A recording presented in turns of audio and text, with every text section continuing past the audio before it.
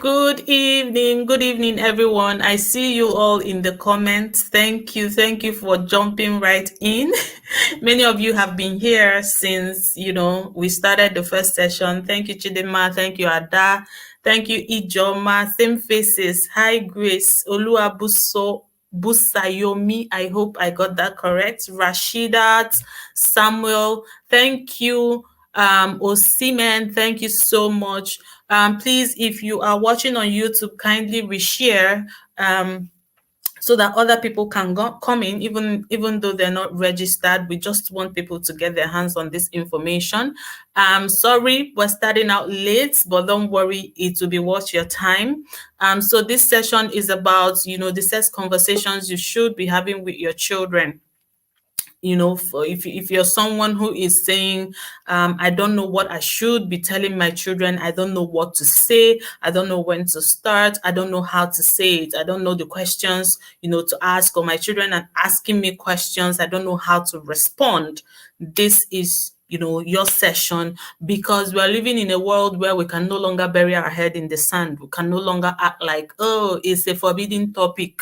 If you don't have this conversation with your children, the media is there to have it with them. There are people in school who are having these conversations with them. So the earlier you start having the conversation at home, in a value-based way, the better and the safer it is for you and your child. So if you know any parents who has a child who needs to be in this session, it would be a disservice that you're not sharing this with them. If you have brothers, sisters who have children, we're living in a perverse world, right? So if you have nephews, for the sake of your nephews and your nieces, share these things with your siblings, with your cousins, with your friends, for the sake of your friends' children. Share this conversation. I'm very particularly passionate about this particular conversation because it's been a topic that many parents shy away from, or a topic that a lot of parents are quite ignorant about, right? If you look back at your own childhood, for many of us, we're given little or no sex education.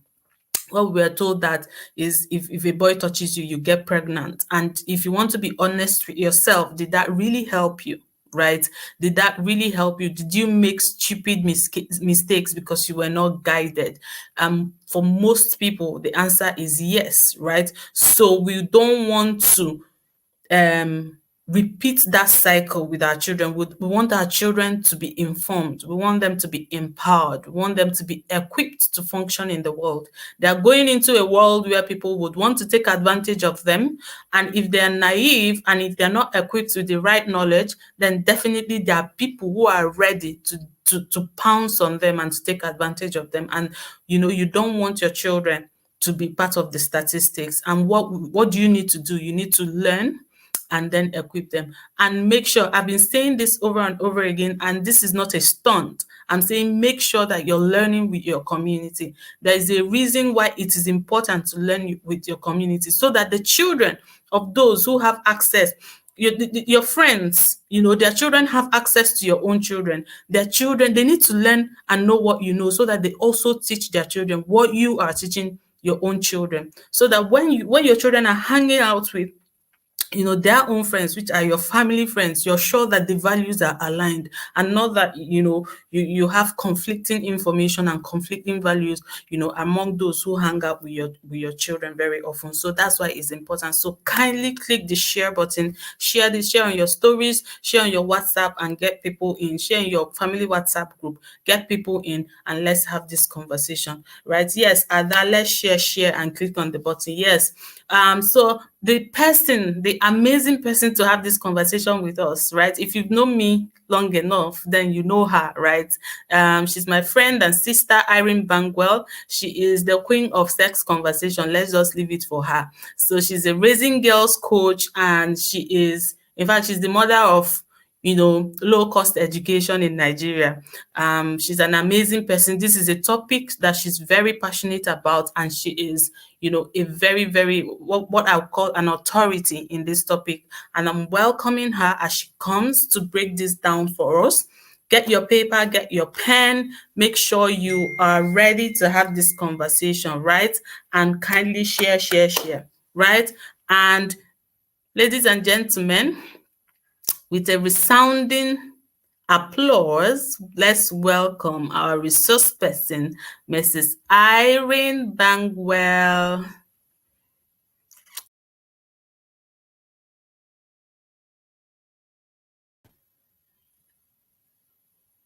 I don't know. I think we're having a network challenge.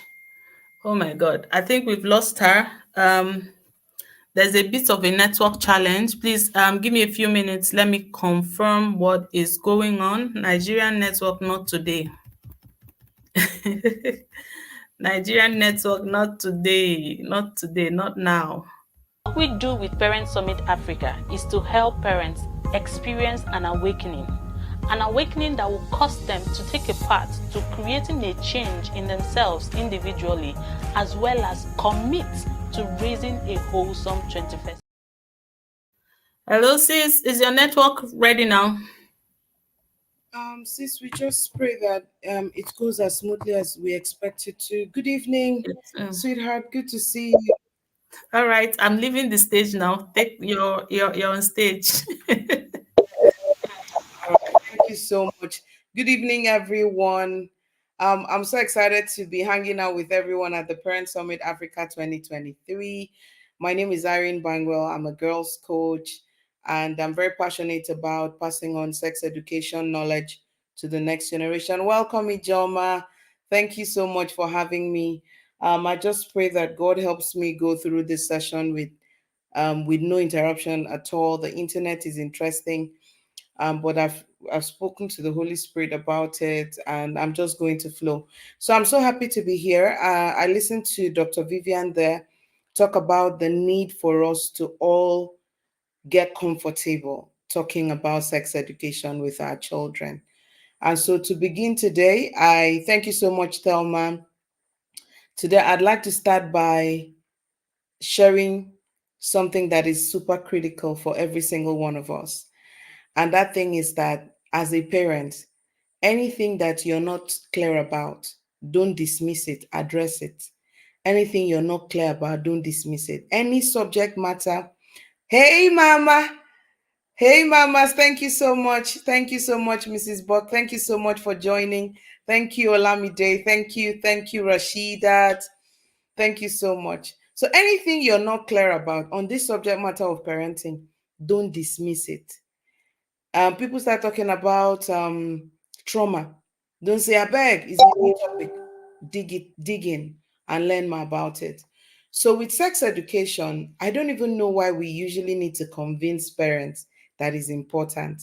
But we've come a long way. When I first started, there were parents that did not want to hear it, but there's an increasing number of parents who are open to listening to what sex conversations they need to be having with their children.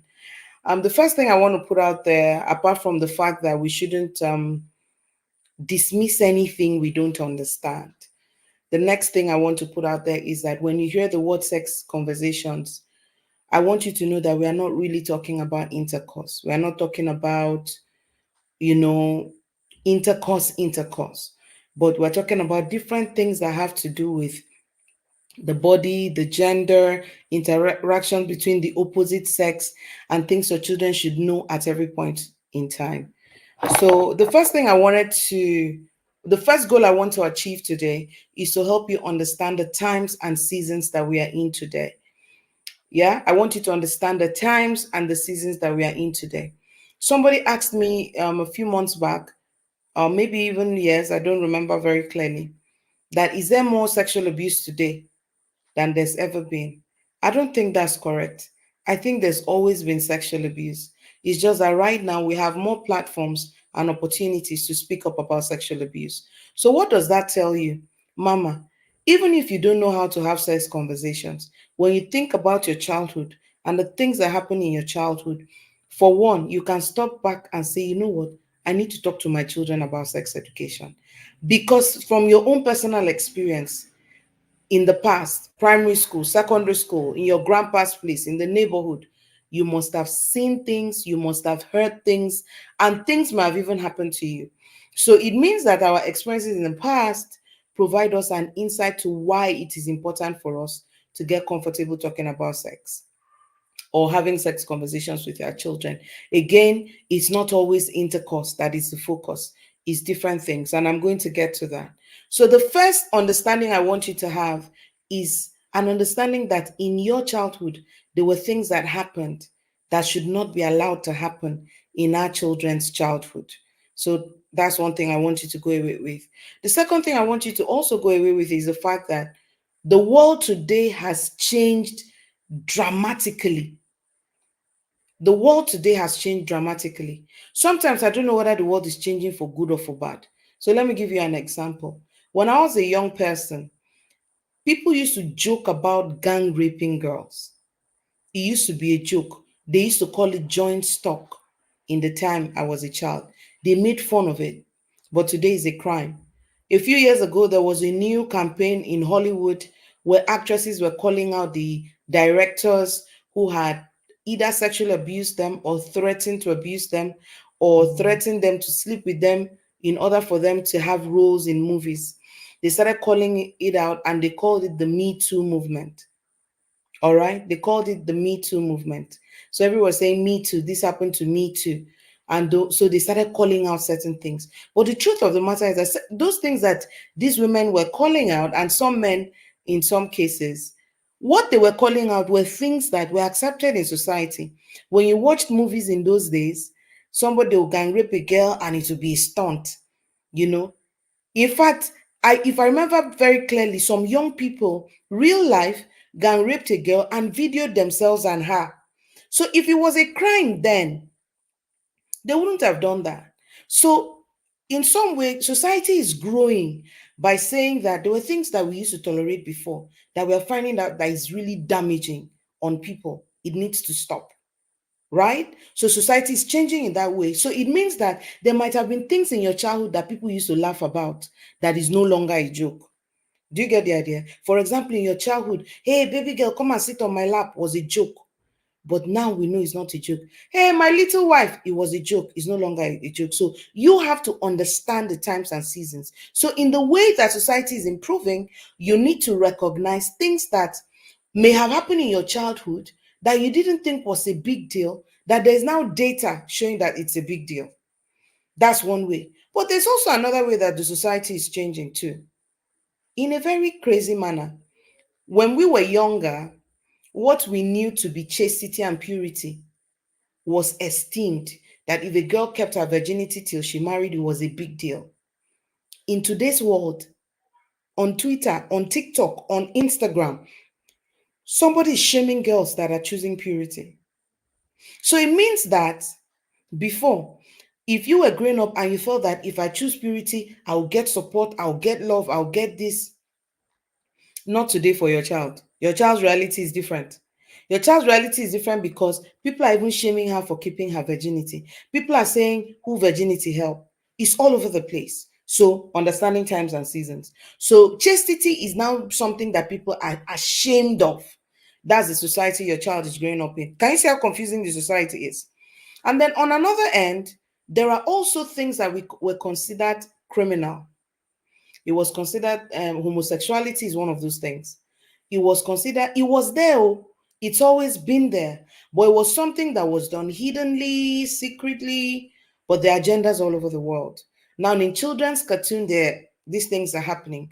And if you're a parent of a teenager, these are some of the debates that you may be having at home. Is it really a sin? Will people go to hell? Is it the only sin? Is it there's all kinds of things. So you cannot afford to be a parent in the middle of these kinds of confusion and you're not saying anything.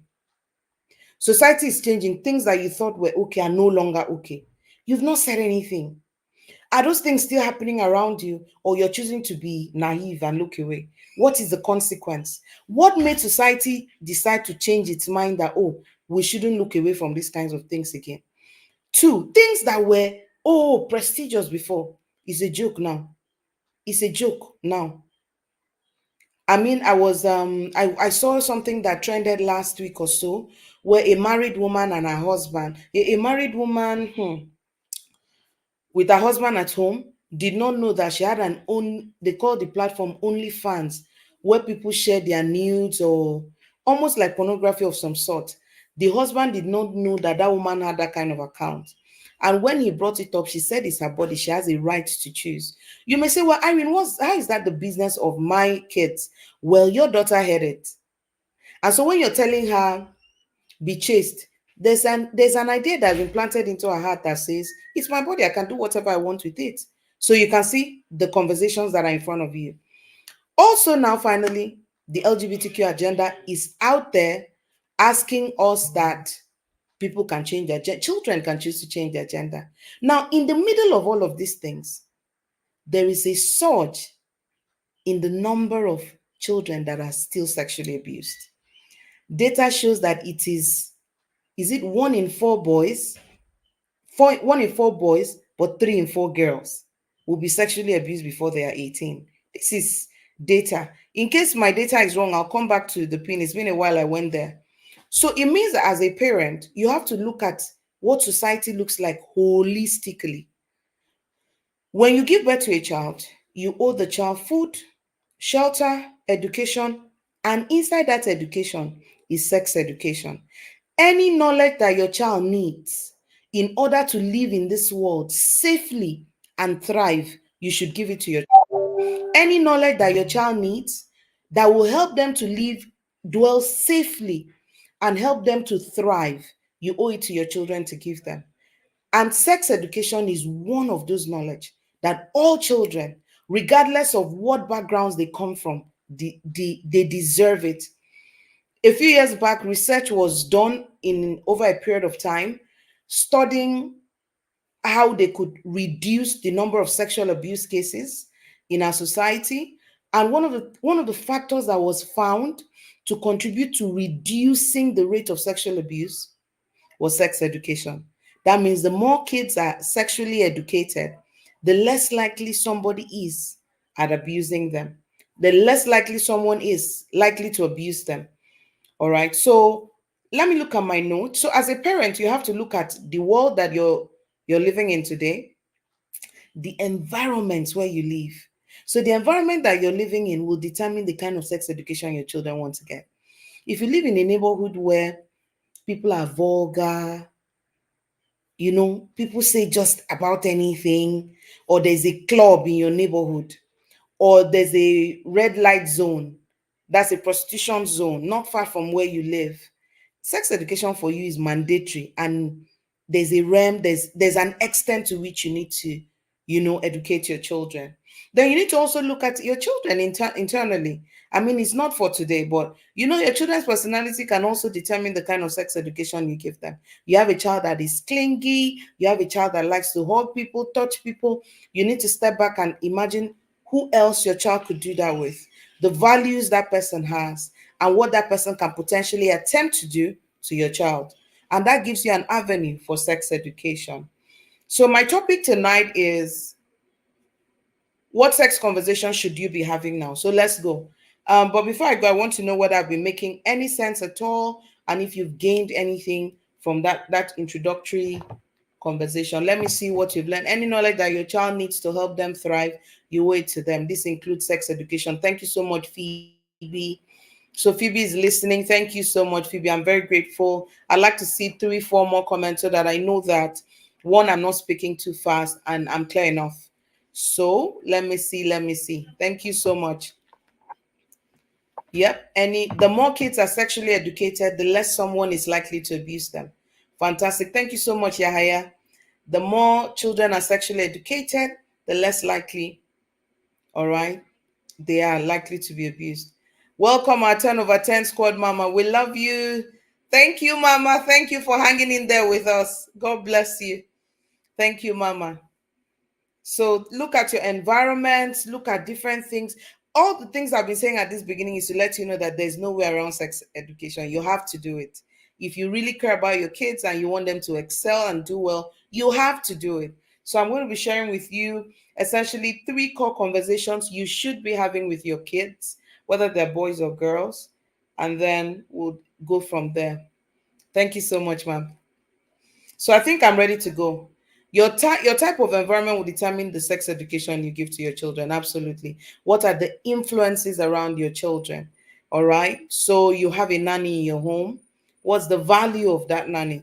when you go to work, that nanny is talking about boys, things she does, that nanny is watching stuff, that nanny is doing something to your child's mind. So let me give you an example. You have a nanny at home who is very sexually active, and that nanny presents sex as something that is done for love. So it means that if a pedophile moves into your house and touches your children, they've already gotten the orientation that is done for love. Do you get the point? So could you pin back the post before this one? I wanted to read it, please. The one before semen, please. The personality of your child and the environment determines the need for sex education. Yes. All right. So let's go to the next one. Fantastic. Teaching our children about sex is not all about intercourse. So I'm going to go. Sex education is very, very important. So let me start with the first thing you need to note, the kinds of sex conversations you need to be having. So the first one is called sexual abuse prevention conversation. Sex abuse prevention conversation. I wish somebody could type that and pin that. That's the first conversation. It has to do with any information that your child needs to prevent them from being sexually abused.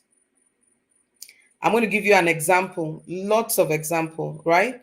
So stage one, the very first conversation you need to have, the category is abuse prevention related information.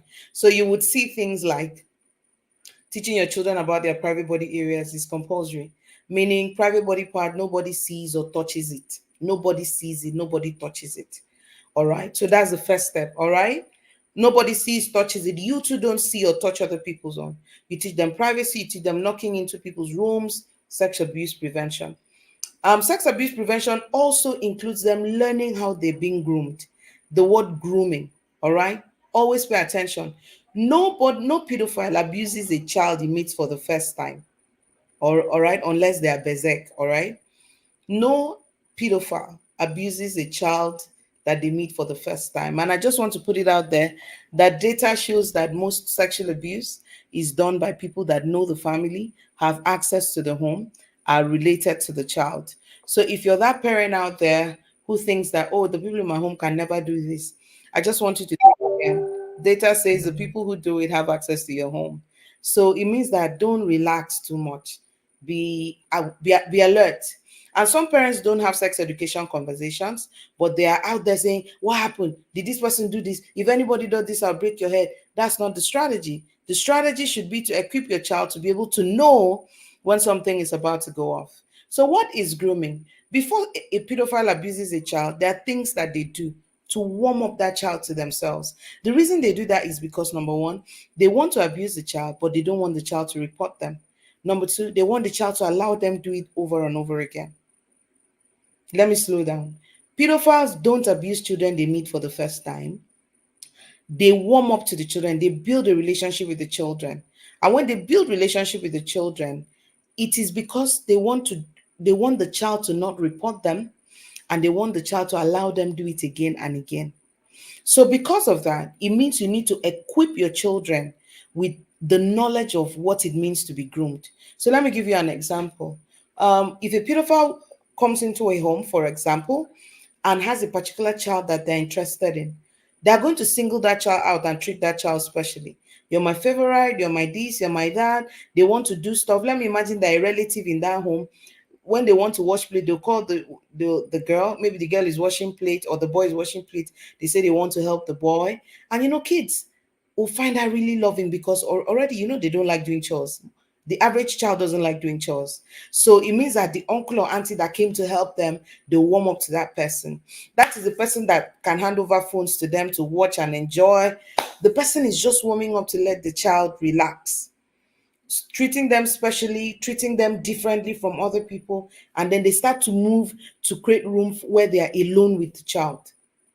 In fact, one study that I came across showed that when these pedophiles start warming up to children, they usually do make an attempt at touching them inappropriately to see their reaction. So, for example, they're sitting in the room, the guy or the lady will do as if he wants to pick something, and they'll touch the child's breast or touch the child's butt to watch the reaction that will come out. Now, if you've taught your child that is inappropriate, right? Is wrong touch, pam, pam, pam, your child will give a reaction that will make the pedophile step back. But if your child was confused, I've met kids that Somebody touched them inappropriately and they said, I think it's a mistake. And no, auntie, I think it was a mistake. I'm like, this child is not aware. Mistake or not, once it happens, I assume that I should be careful of you.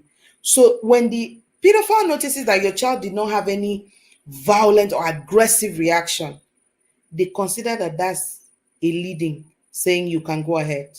And then eventually they will do stuff. And when they want to do that stuff, they'll be telling the child, I'm doing it because I love you. This is a love action. I'm doing it because I care. So what does that tell us? You need to teach your children all of these things I just said. Somebody treats you specially, wants to be alone with you. Like I'll teach the girls in the squad and even some that come from my camp that if you're at home with a nanny, you need to know when your shower time is.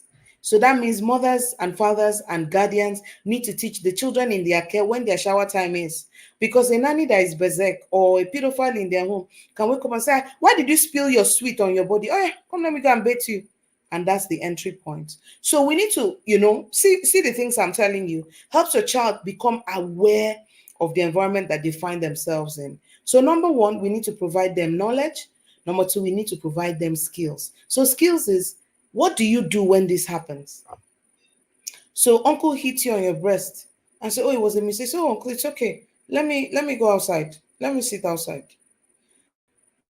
That is, I'm wondering why your child was even alone with the uncle. So skill is also, no, yeah, it's time to go and have a bath. No, it's not yet my bath time. My shower time is when mommy drives into the walkway. My shower time is when daddy is back. My shower time is when the clock says 7. That's skill. Conviction is the other layer where some of us have given birth to empath. That's children that are very empathic.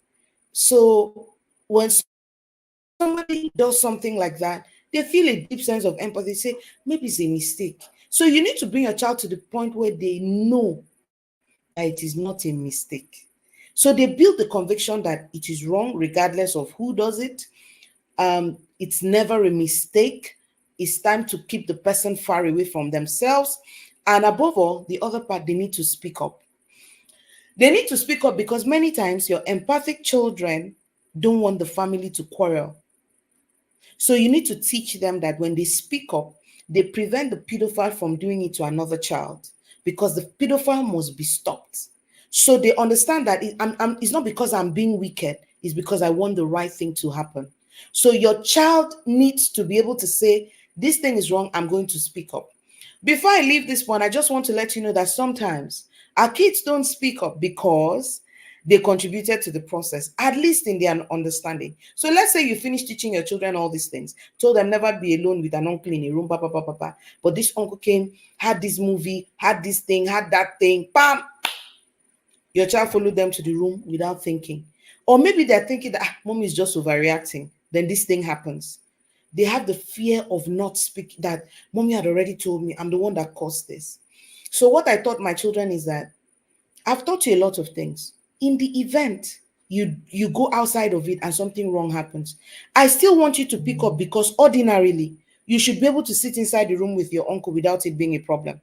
So I don't want you to feel bad that you disobeyed me and because of that you didn't tell me. I want to know because the most important thing is that the pedophile must be stopped. So now this is, we're providing knowledge, we're providing skills, but then we're also providing conviction. And conviction is a knowing that they have and they're convinced that this is the right thing or the wrong thing. So there's knowledge when mommy tells them this thing. Oh, there's skill where if this happens, do it like this. But conviction comes from whether mommy is there or not, inside me, I am convinced that this thing is wrong. So the very first sex conversations we need to have revolves around sexual abuse prevention. The second kind of conversation we need to have, before I move on, I want to see what I have taught so far. What have I taught so far in that pillar? I want to see. It's wrong. It's never a mistake. It's time to keep the person far from them. Yes, it's wrong. It's never a mistake. There is no way. There's no way about sex education. There's no way around it. You have to do it. You can't avoid it. You have to do it. You can't avoid it. Welcome, Bridget. Thank you so much. All right. So let me hear sex abuse prevention. I want to hear what you've heard so far. All right. I want to hear what you've heard so far. Let me see. All right.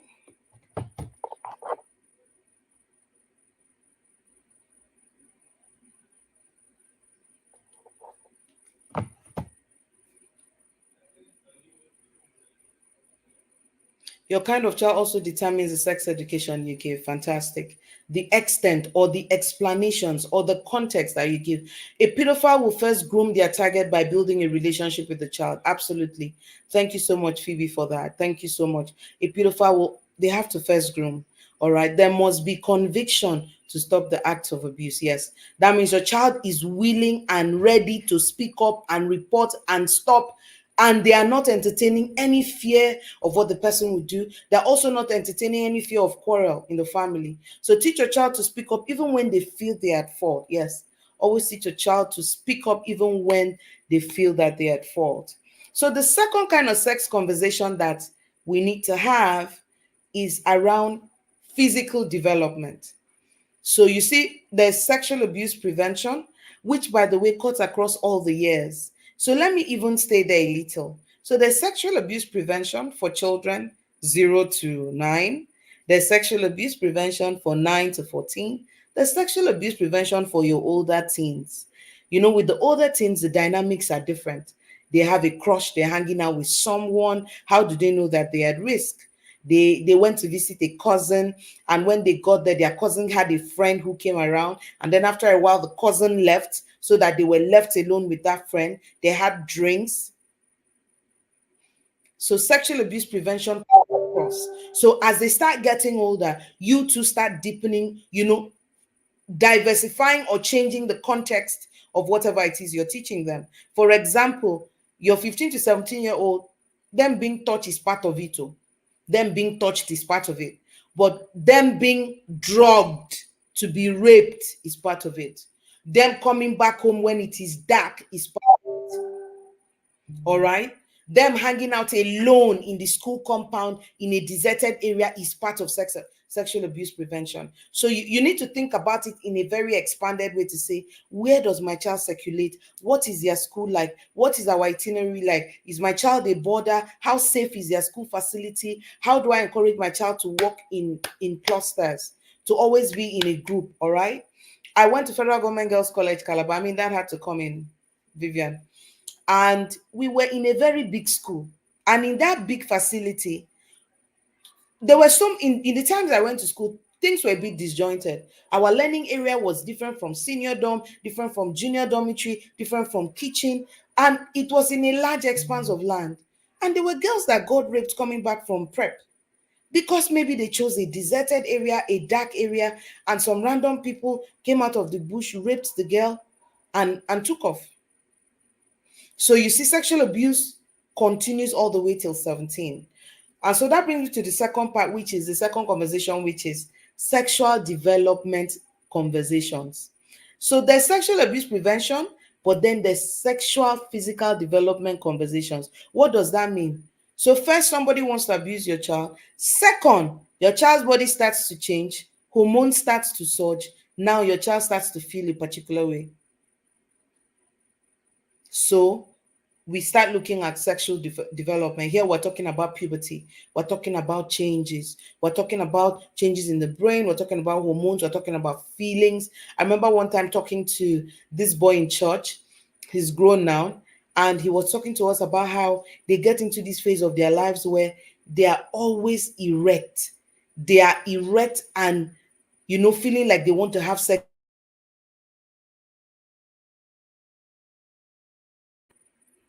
They're always erect. They're always erect.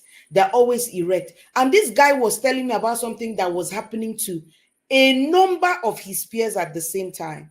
And when he was saying it, I was really heartbroken because I could imagine that there was no adult telling them what to do. Meanwhile, there are enough grown men who know that erection is not equal to intercourse. But do the young boys know that? Or they are told that if they don't release, then something is,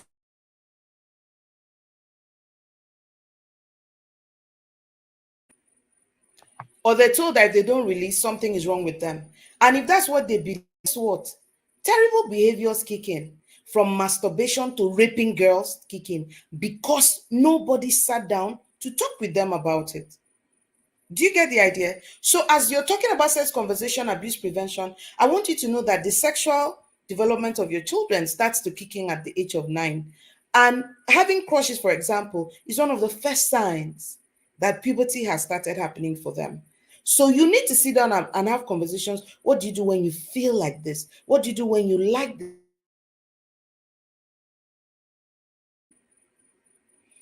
What do you do when you like this person? What do you do when you feel like this? What do you do with all the feelings and the emotions? We have to talk to our children about these things. Number one, we have to tell them what kind of changes is happening in their body.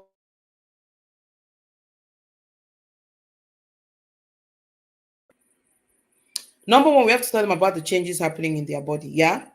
Some girls develop faster than others, and then the others start to develop faster than them.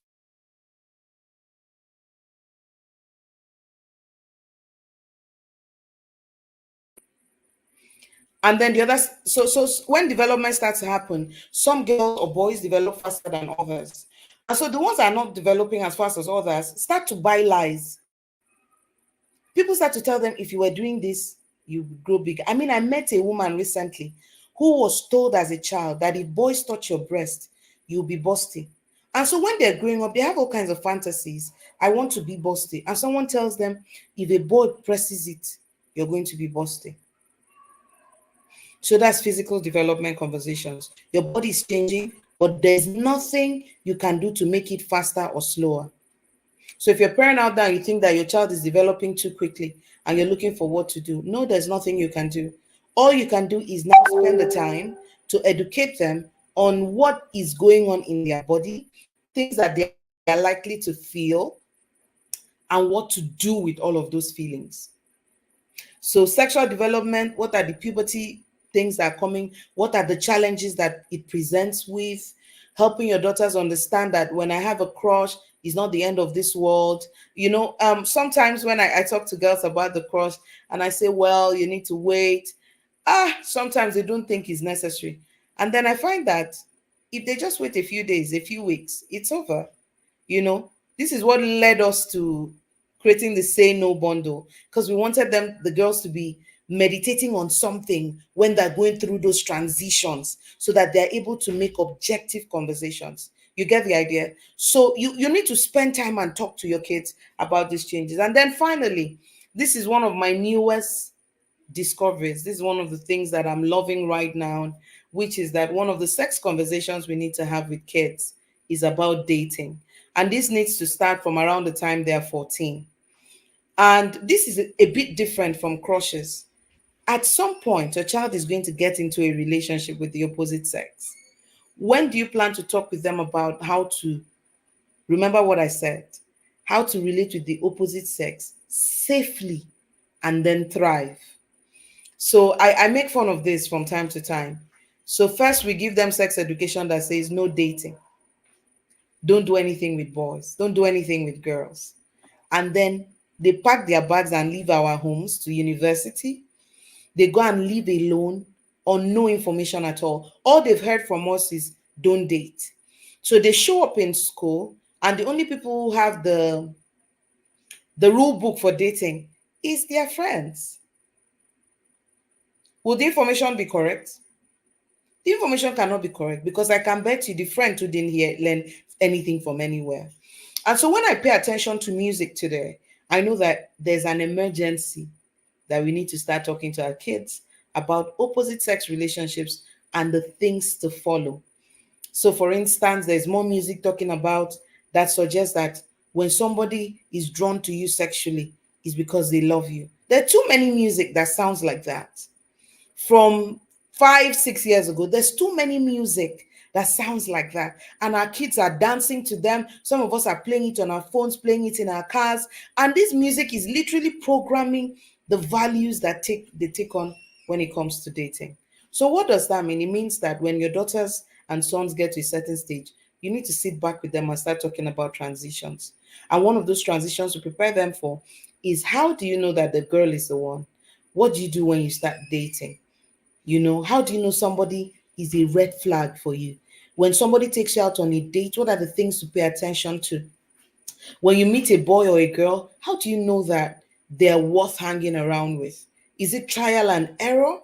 What do you do when your boyfriend says you should send his nudes, otherwise he breaks up with you? What do you do when a girl says if you won't sleep with her, you're not man enough? What do they do with those things? You need to sit down and have those conversations, because one of the things that God has done for us is that we have some experience over them. And then with the support of coaches like Coach Vivian, myself, and the amazing people who are speaking with you through the course of Parent Summit Africa, you can start to identify some core pillars that you should work with. I'll share three of such pillars to pay attention to. So number one is your child. So some of us have extrovert kids. They are the social butterflies. When they get into the room, there is a pump. Usually, they're so focused on making other people happy that they don't notice that nobody's paying attention to them or people are not caring for them. So you will have your social butterfly boy hang out with a girl who disregards him, who may be cheating on him, but because she looks cool and he wants to keep a reputation, he wants to hang out with her still. He's not aware that she's not safe for him. You may have a daughter, all right? You may have a daughter that is also insecure. She's very insecure, all right?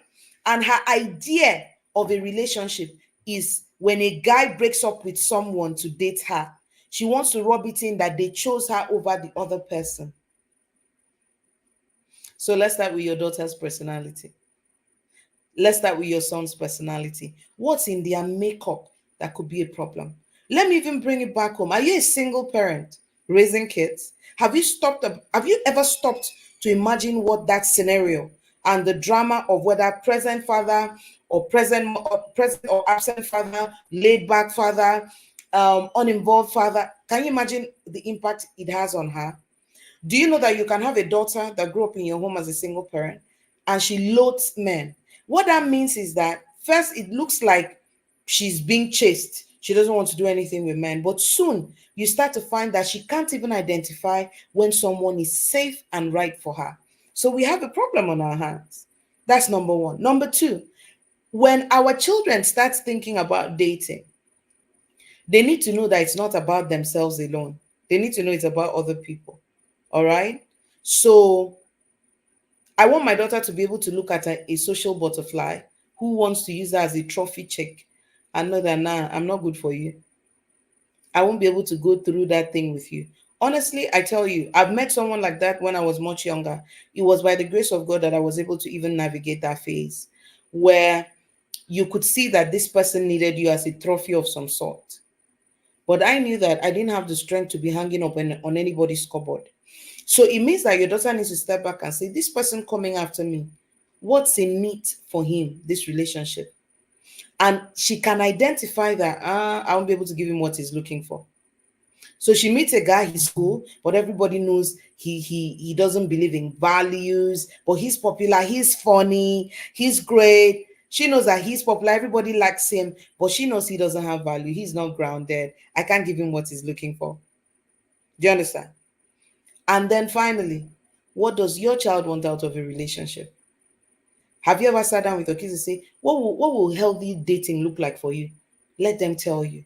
Let them tell you the fantasy they have in their head. So that when you need to burst their bubble, you burst it. So that when you need to add substance, you add it. So that when you need to correct them, you correct them, in a very beautiful manner. You get the idea? So let me give you an example. Do you know that if you had a daughter who made some mistakes in school and she was expelled from school, or she was caught doing something wrong, do you know that that child can grow up with the idea that she's not deserving of an honorable relationship? So if a gentle guy comes to her, is asking her out, she doesn't believe him. She thinks he's pretending. She likes the violent, the ones she has to beg, the ones that threaten, because then she gets to walk to believe she deserves certain things. Being a parent is a full day work, all right? So when it comes to sex conversation, those are the three phases. There's the abuse prevention, there's sexual and physical development conversation, and then there's the dating conversation. So I've come to the end of my conversation. I have done 44 minutes. I want to be able to answer questions that you have. I'm not hearing you, Mama. I'm muted. Thank you. Do you want to mute yourself so the microphone is not thank you so much, sis, for that. I never looked at it in that way. The way you categorized it, that makes it so much clear, and it kind of like outlines it for different stages, because I think that for the younger ones is mostly about about the body, and then the prevention. Someone said that was short now. So we want to wrap up with questions. If there are questions, like she's still here, right? If there are questions, how do I say this? My daughter asked me this and I don't know how to respond. I'm thinking of where to start. My child is this years old. How do I teach this? So if there are questions that you have in your everyday life about, educating your child about sex, or any encounter you've had with your everybody is saying this too short, about any encounter, they wanted you to continue, they don't want you to go. She has done 45 minutes. It's 45 minutes for each speaker, guys, so they were so enjoying it that they didn't realize that you have done that long. So guys, this is the time for questions. So since we have one question here, someone says, why is sex education so defensive and aggressive? Guys, drop your questions though, now that she's still here, or before she goes.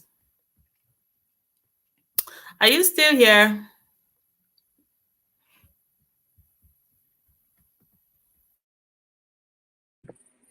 We have a question. It says, why is sex education so defensive and aggressive?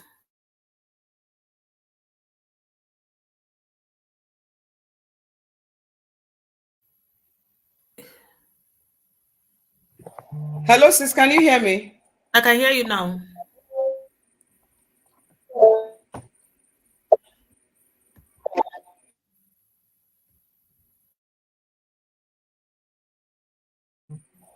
We can hear Can you you hear now. me now? I can hear you now, yes.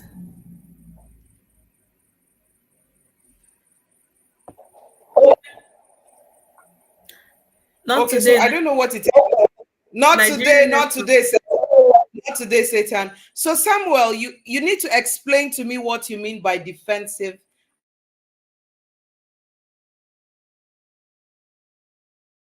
a little more, so that I don't assume what you're asking. So when you say it is defensive and aggressive,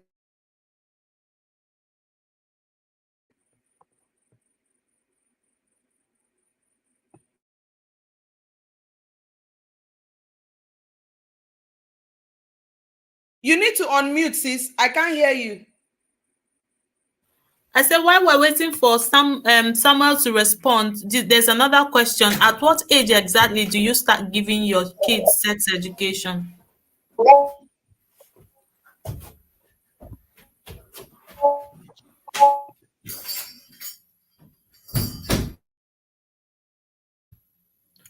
This network, not now, not now.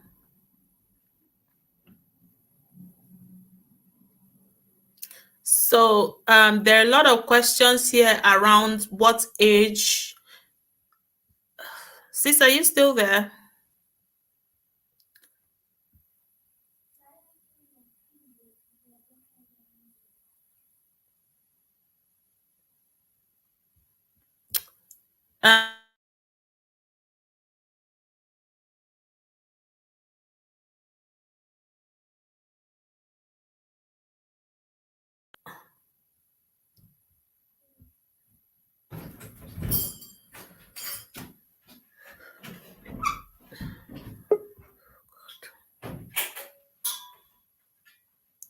Um, I think Irene is having a Hello, network can challenge.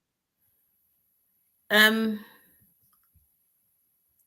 Okay, while we wait for Irene to come in, so I'll start answering the questions around age. I think most of the questions here are around age. So as soon as your child can talk and can speak, right? So it really starts from how she categorized it. The first conversation you need to have is around abuse prevention. The second conversation you should have is about, your child's body. Sis, are you clear now? Is about your child's body. So as soon as your child can talk, right? So it really starts at the age 2, age 3. So Okay, part of, can you hear me now? Are you clear now?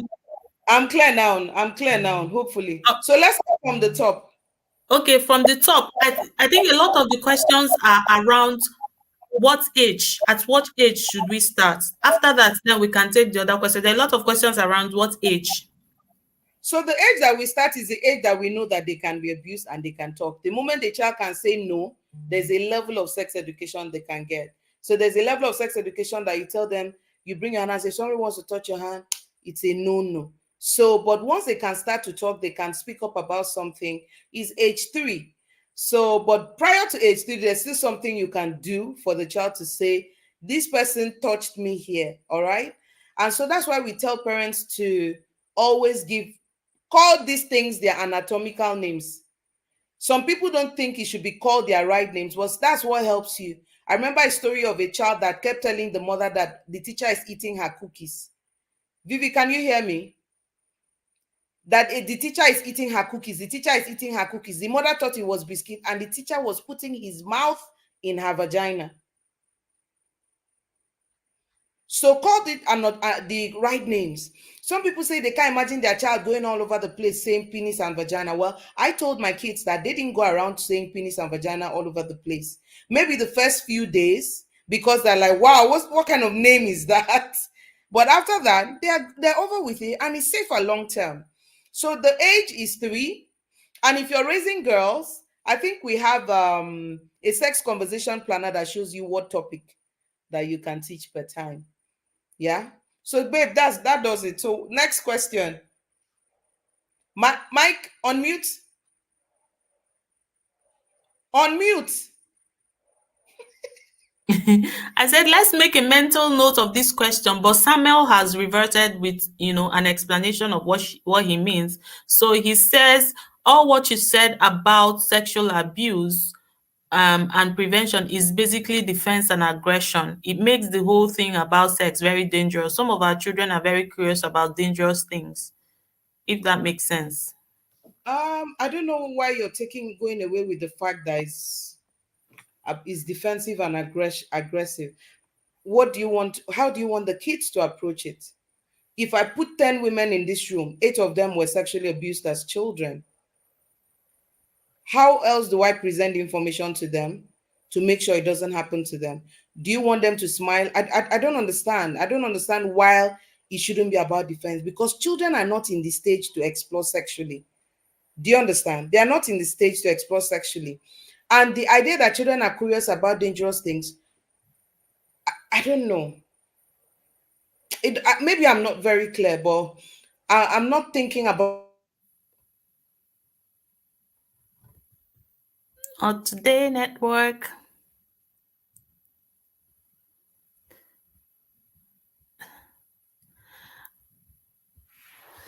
Okay, so I think we've lost Irene again for a time like this again. So Samuel, I'll add to that conversation by saying, right, it's actually a conversation that you should have with your children, because these are real issues. I don't know,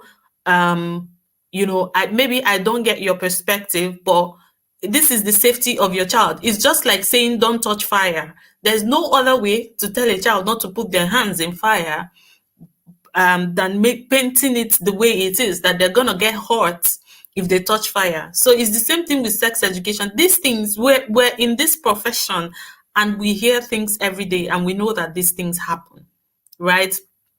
A lot of children are abused by relatives, and because of the culture that we find ourselves in, these things are covered because, oh, we don't want, children are even being abused by their fathers, right? So unfortunately, there are very, very, very perverse people in the world. So it is what it is. But I get your point about maybe not throwing it at the children every time. But what we're trying to say here is let your children know what they should know about their body, what they should know about their body boundaries, what they should know about how people should touch them, and also give them the capacity to talk and to express themselves when these things happen. There's no way, if you bury yourself in the sand, if you bury your head in the sand and act like, oh, there's no need talking about this. If I talk about this, my child is gonna get curious, right? Then you're doing your child a disservice, because then you're not equipping your child for if or when something like that happens. And another thing you need to know is that sex education should happen behind the backdrop of a solid relationship with your child, right? So in that way, you know the child that you have. In that way, you have a good relationship with your child, and then it makes sense to have those conversations. It becomes awkward, and it make when you haven't done the background work of having a relationship with your child. um Auntie Irene, this your network. Can you hear me now? Hello? Can you hear me? What a network. Guys, Honestly, can you hear me? I'm not. Can you hear me now? I can hear you. All right, so let's run through these questions, and then maybe the network wants us All to. right. So So, I but don't know what how you're I saying find. is in order, right? Yeah. So I think I've answered Samuel. Let's just What you were move saying to. is in order, or what you were saying is perfectly in order, yeah? Yeah, Which is that we need relations to provide sex education. yeah. Without right relationship, sex education is not standing on the right footing. I'm actually trying to join with my phone. I think Okay, the service will be better. Yeah. So okay. I don't know. I find it difficult to talk to my son. The truth is that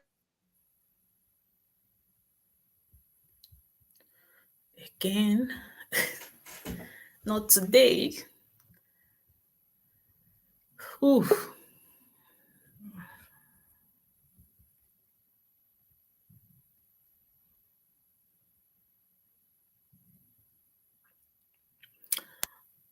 Okay.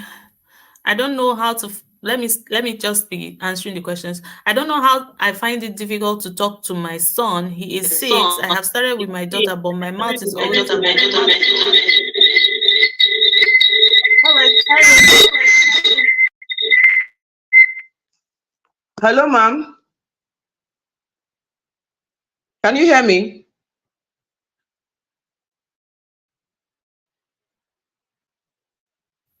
Can you hear me? Yes, we can. Go ahead. So even if you can't see me, at least you can hear me. So I can't see anything either, but at least my voice can be heard. So You're I upside think down. that Don't fathers should do the just talking. put the phone straight. Yeah, it's better. Yeah. Okay, so I didn't even know that it's coming out anywhere. So anyway, my thinking is that fathers should specialize in talking to sons. At the early onset of it, that introductory, Phoebe is saying that she's finding it difficult. I want you to just think about what could be lost if you didn't, what could go wrong if you didn't, and just keep it as basic as possible. And when I say basic, what I mean is your private part is not a toy. People shouldn't be playing with it. Yeah, those basics. And if anyone makes an attempt at touching you, you need to speak up about it because it's not the right thing to do. You get the idea. So we must always go back to the part that what would we lose if we didn't offer this sex education? There's all kinds of conversations about won't this drive wrong place and so on and so forth. But my thinking is that what would we lose if we didn't? Because I don't, so I have two girls.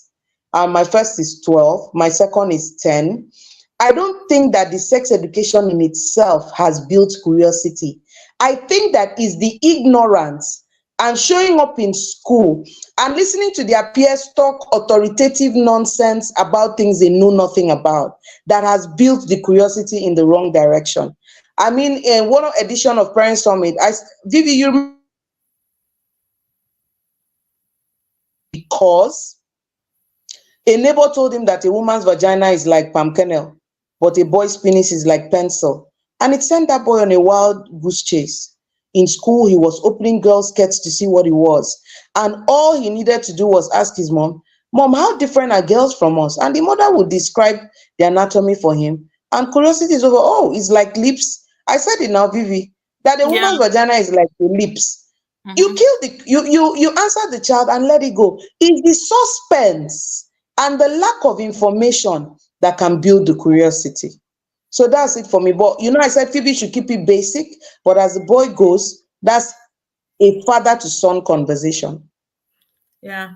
All right. So, how can I raise the topic of dating with my boy child that seems not interested in dating the opposite sex? Are you still here? Um, Yes, I am. Okay. He's not interested in dating the opposite sex yet. So you can just be the thing about parenting, Vivi, I learned over the time is that the conversations you have well into eternity, your children will still remember them. So you can Mm-hmm. sit down and start talking to him about what a responsible relationship looks like, how a man should treat a woman, how to listen to a woman. You're not telling him like you're lecturing him, you're just jitting him. You say, he carried plates. For you say, that men should be able to cook too. It's not only a woman should learn how to cook, because sometimes those bits and pieces of information, it's not like a workshop with notepad now. Those bits and pieces of information will come in handy. Even if your friends tell you to treat a woman like storm, don't. Even if you don't like a woman, it is better to respectfully tell her you don't want than to shame her or take advantage of her. It could have been you that liked someone who didn't like you back. Just so planting those seeds. You don't need to tell him, hey, you're ready today, come, let's talk. No, just start having conversations about what sane relationships should look like. At the onset, boys are not as interested in relationships as girls are. So you'd find that a 14-year-old girl may be more experienced by far than a 14-year-old boy. It's just that the conversations are not as interesting as they should be. Nigerian network is so unfortunate. We might have to end this. We might have to end this because the network is really, really, really, really bad. This is one session and that is why we put it at the end. This is one session that I really wanted us to utilize the question and answer session, because conversations like this. Okay.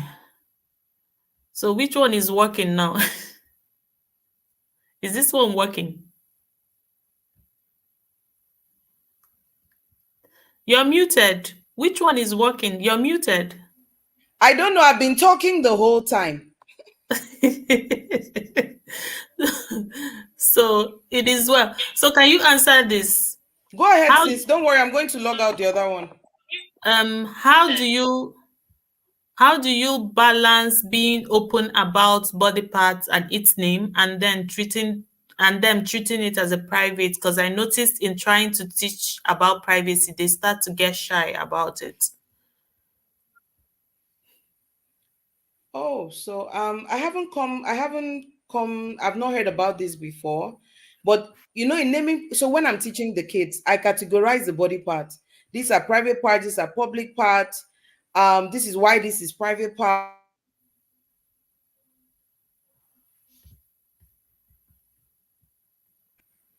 I categorize the private part, I categorize the public part.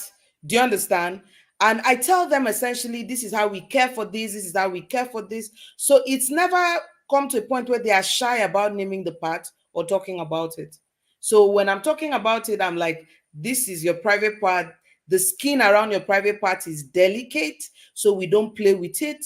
They're covered, and people shouldn't play with it because of how delicate the skin is.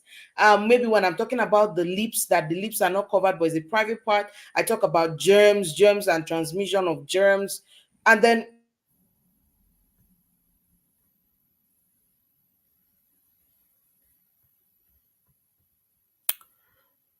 All right.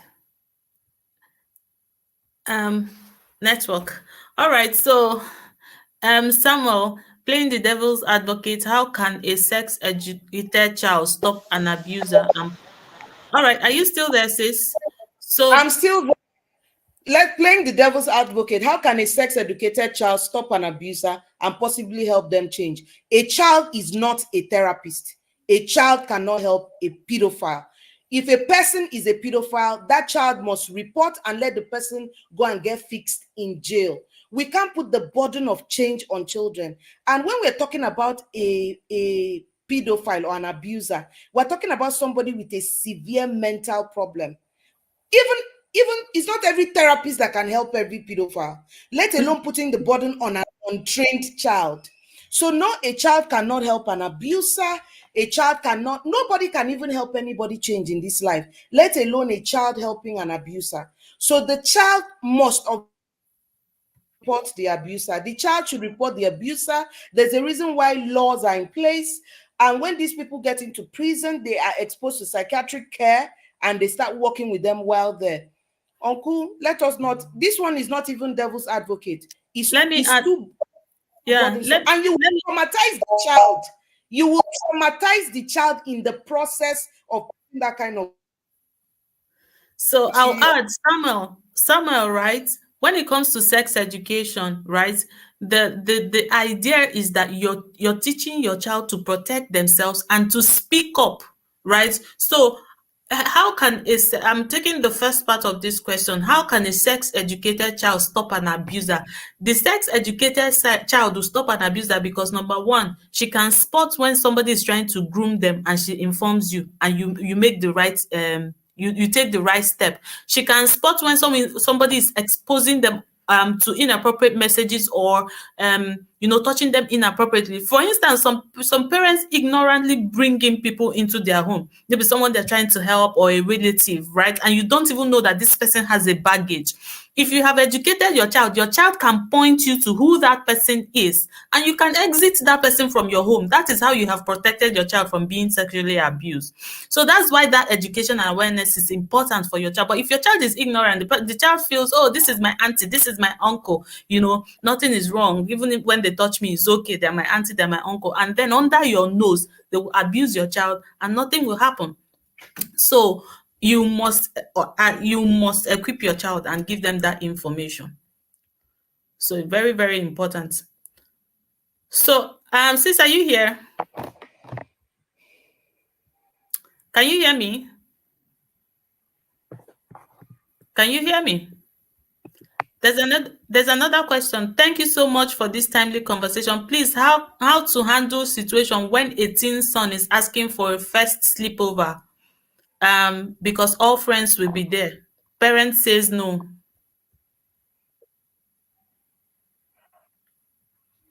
Can you hear me? So um I I think Erin is give you still having. your question. Actually. That's your Yes, question. I can you hear see? you. Can you hear Okay. me? Yes, I can hear you now, but it's breaking. Th- um Thank you. Please, how to handle a situation when a teen son is asking for a sleepover because all friends will be there, but parents says no. The child wants to go for a sleepover, but the parent says no.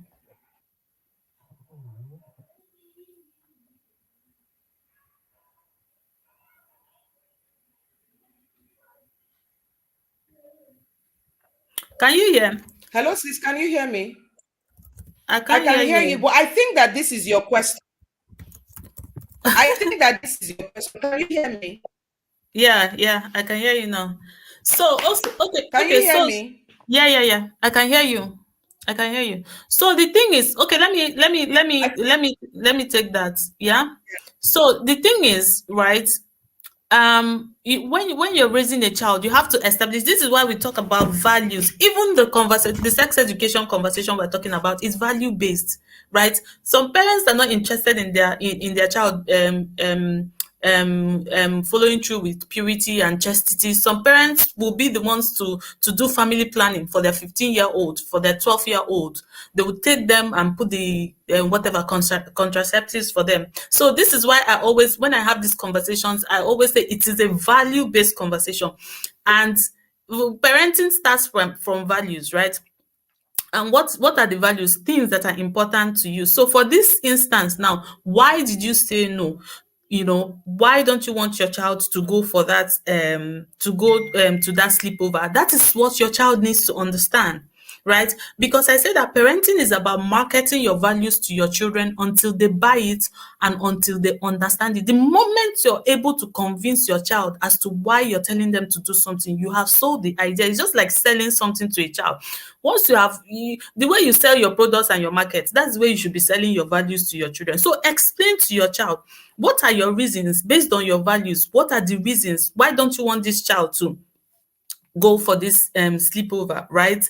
And explain it to them based on who you are. I shared something recently about Halloween and how my child was saying everybody, all his classmates are wearing costume for Halloween. And I actually acknowledged where he was coming from. Everybody was going to be here, and this was going to make him feel like he's not doing what everybody is doing, and it's going to make him feel sad, legitimately so, because he is a child. He doesn't get the full picture.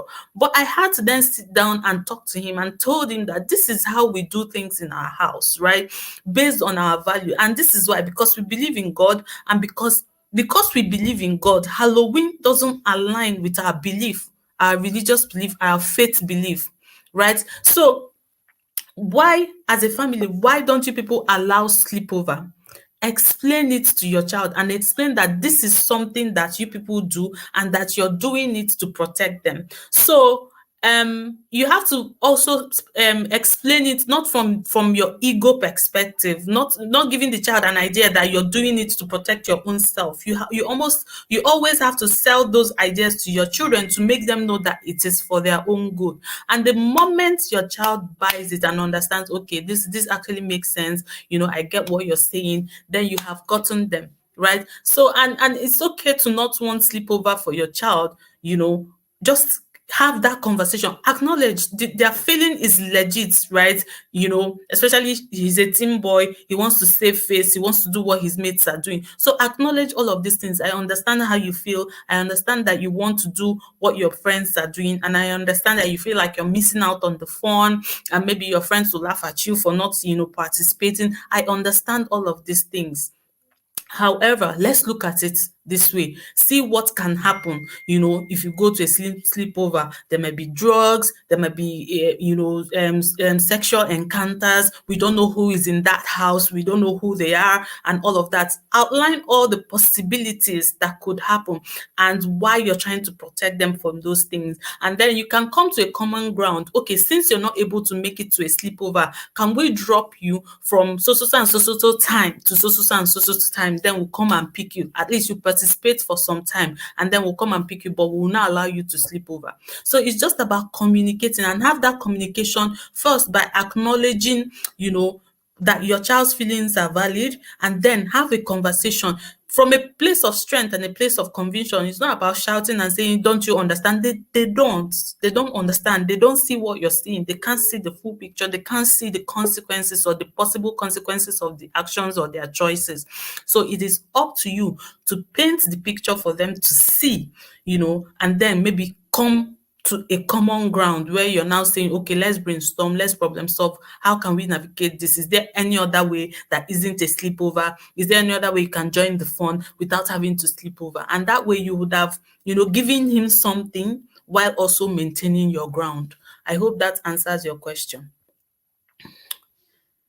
Yes, Zimuzo, sell your values. Oh, that's it. All right. Phoebe, you're really, really, really, really right. I think the devil is fighting this network. It's not just sounding religious. I totally agree with that. All right. In the absence of any other questions, I think if you joined late, you can catch the replay. Abiola Paul, you can catch the replay. Right. In the absence of any other question, we would call it a day, guys, and tomorrow is our last and final day. Tomorrow we are crystallizing everything that we have learned here. We are crystallizing everything that we have learned here. We're learning about how to become an empowered parent. Do you want to say something before I round off? What a day. What a day. On mute, sis. Today of all days, right? Today of all days. The devil is fighting. Don't mind the bastard. Yes. All the internet. But you answered that question very aptly, Yeah. because I thought it was the Okoye thing that was the good answer to it. Yeah, thank you. So, guys, tomorrow we're crystallizing everything we've learned, right? We've gotten all this information. Our first session tomorrow is how to become an empowered parent, how to take care of yourself so that you can actually do all of these things that we're saying. Because most times, it's not like most of us know some of these things, but we can't just help ourselves because we're overwhelmed, overscheduled, no structure, nothing. We're all over the place. We don't even know how to actually start teaching all the things that we know. So that's why we're having the two sessions tomorrow: how to become an empowered parent, and the final session is how to create your own unique family parenting plan, right? So that you can now say, okay, all of these things I have learned, where am I with my family, and how do I put these things together as we enter into 2024, so that we know what we're actually doing. I don't want to see you in the next parent summit and you're asking the same questions and you are the same person and you're having the same challenges and you're having the same struggles, right? We must notice progress, we must notice growth, right? So you have to use this information and implement them and use them, right? So if you are not subscribed to our YouTube channel, I don't think you're doing the right thing. Please subscribe and get your family and friends to subscribe to our YouTube channel. Share it, share these links for people to learn, especially this session. In fact, all the sessions today, I think that you should share them to your family and friends to learn and to get this information. Very, very important. We must have sex education and sex conversations with our children to protect them so that they can navigate the world with the information and the knowledge that they need, to make informed decision when they are faced with challenges. So, guys, in the absence of any questions, I will say thank you. Remember that you still stand a chance to win some of our amazing prizes, right?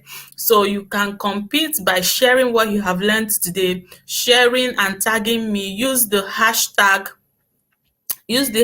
Parent Summit Africa 2023. So these are amazing prizes that you stand a chance to win. A parenting course bundle, Miss Irene's class, you win a scholarship into Miss Irene's, your child will win a scholarship into Miss Irene's 10/10 Girls Squad. Your child will win a scholarship into Tech Online Academy, where they learn how to create ebooks, AI videos, and stuff like that. You can win a copy of this finance book for your child, and you can win a copy of my devotional for your child. You can win this Parenting with Calm bundle for your child as well. So many amazing things to be won, but you have to share, invite people, tag me when you share about what you're learning. The world needs to hear what we're doing. This is not a drill, right? Many people as possible need to hear what we're doing here and need to get these lessons. This is how we create the world that we want to see.